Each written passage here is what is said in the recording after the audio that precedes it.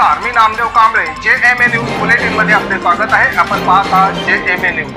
बातमीपत्रात सर्वप्रथम आपण पाहणार आहोत हेडलाईन्स.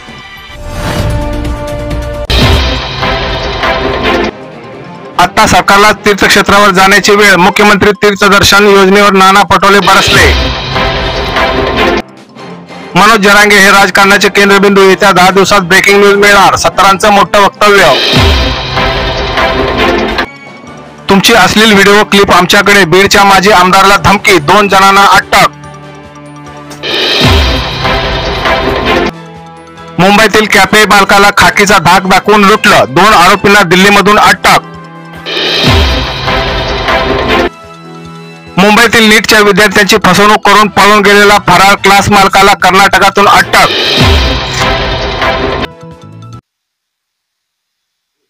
नमस्कार, आदाब. मैं हूं मुरारी पांडे. आप सभी का JMA न्यूज में स्वागत है. मित्रों, अभी कुछ महीने पहले लोकसभा का चुनाव संपन्न हुआ.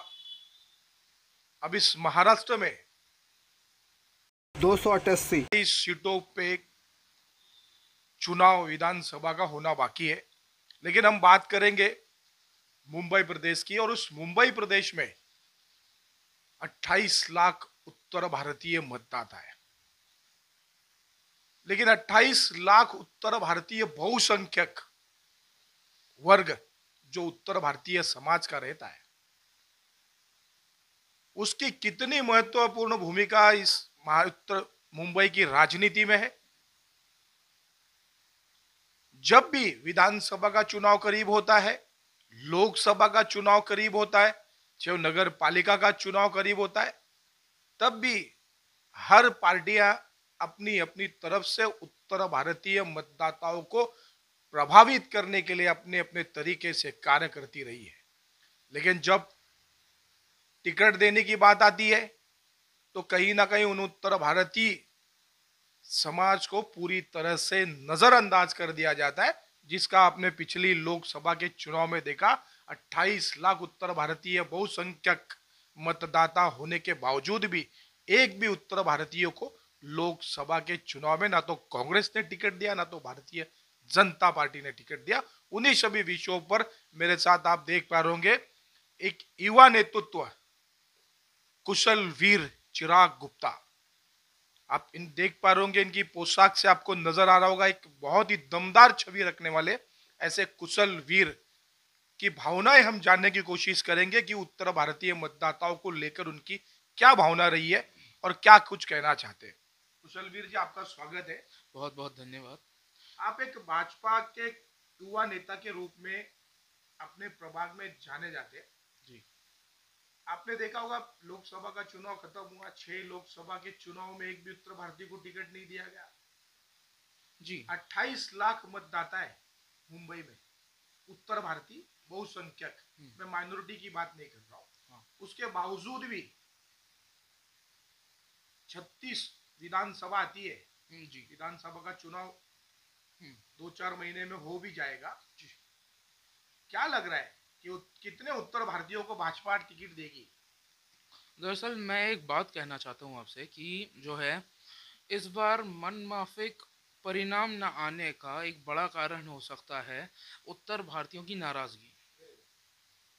जो कि बात होती है कि एक लंबे समय से, एक लंबे अरसे से उत्तर भारतीय मोर्चा भाजपा सरकार के लिए और जितने भी सरकारें इस देश में हैं उन सब के लिए कार्य करती आ रही हैं, वोट्स गैदर करते हुए आ रही हैं और निरंतर कार्य करती हुए आ रही हैं.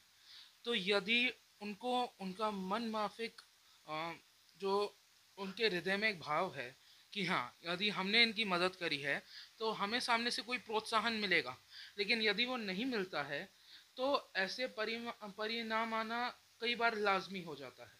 क्या लग रहा है चिराग कुशल वीर जी जी, कि पिछली जो लोकसभा का चुनाव हुआ उसमें 6 की 6 सीटें थी.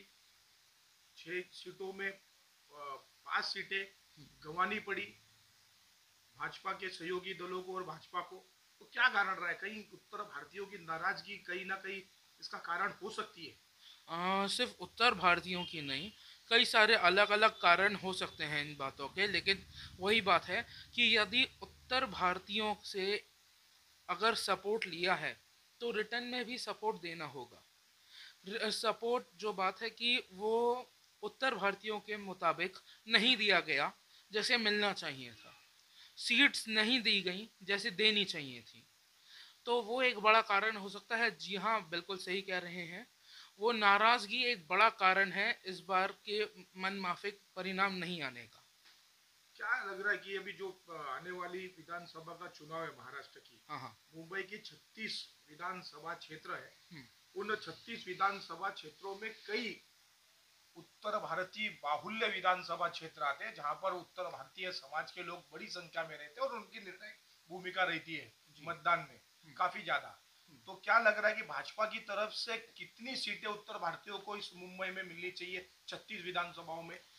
हमारी जैसे सोच है 36 में से कम 10 विधानसभा की सीट्स देने चाहिए ताकि हम एक घेरा बना सकें और निरंतर जीत को आगे ला सकें, क्योंकि अगर ऐसा नहीं होगा तो मैं दावे के साथ कहता हूँ, मैंने पहले भी कहा है, अभी वापस से कहता हूँ कि भाई भाई से लड़ पड़ेंगे और वो महाभारत हम इस युग में नहीं झेल सकते। मतलब देख पा रहे भाई भाई से लड़ जाएगा और हम ये महाभारत नहीं झेल सकते। क्यों? सबसे बड़ा कारण रहा है कि उत्तर भारतीयों को अब जिस तरह से युवा नेतृत्व ने अपनी भावनाएं व्यक्त की है, उत्तर भारतीय समाज को लेकर राजनीति में उनको उनकी हिस्सेदारी मिलनी चाहिए। 36 में से 10 सीटें उत्तर भारतीय उम्मीदवार को विधानसभा के चुनाव में मिलनी चाहिए, इस तरह की मांग इन्होंने की। क्या कहना चाहेंगे? जिसमें कि दे डिजर्व और डिजर्व करने के कई सारे बड़े कारण हैं कि और किसी राष्ट्र में उत्तर भारतीय मोर्चा कार्य नहीं करता है, केवल महाराष्ट्र में कार्य करता है, जो कि हम सबको बात पता है। लेकिन उसके बावजूद यदि सपोर्ट नहीं मिलेगा रिटर्न में, तो अपेक्षा ये नहीं रहनी चाहिए कि यदि हमने सपोर्ट नहीं दिया तो वो भी सामने से सपोर्ट देंगे। बेशक, यानी अगर आप हमें सपोर्ट करेंगे तो हम आपको सपोर्ट करेंगे, इस तरह की भावनाएं मुंबई जैसे शहरों में लगातार युवाओं में देखी जा रही है कि जिसकी सबसे बड़ी हिस्सेदारी, मैं कहना चाहूंगा कि देखी नहीं जा रही है, युवा नेता डेवलप कर ले रहे हैं वो चीज, क्योंकि उनके हृदय को हीन भावना मिली है, हीन भावना जिसका उन्हें बिल्कुल भी अनुमान या अपेक्षा नहीं थी। मतलब समझ सकते, जो चीज मेहनत का फल परिणाम मिलना चाहिए था, वो मेहनत का परिणाम और फल नहीं मिलने की वजह से कहीं ना कहीं उत्तर भारतीयों में लेकर राजनीति को लेकर के कहीं ना कहीं नाराजगी है, जिसका परिणाम आपने पिछली लोकसभा के चुनाव में भी देखा है। और निश्चित रूप से आने वाली विधानसभा के चुनाव में उत्तर भारतीयों की हिस्सेदारी ना दे पाना तमाम राजनीतिक दलों को कहीं ना कहीं नुकसान झेलना पड़ सकता है। मेरे सहयोगी कैमरामैन राजेश सिंह के साथ मैं मुरारी पांडे, मुंबई, जेएमए न्यूज। बातम्या पाहण्यासाठी आमच्या चॅनलला लाईक करा, शेअर करा, सबस्क्राइब करा, बेल आयकॉन प्रेस करा आणि सर्वप्रथम नोटिफिकेशन पहा तुमच्या मोबाईलवर।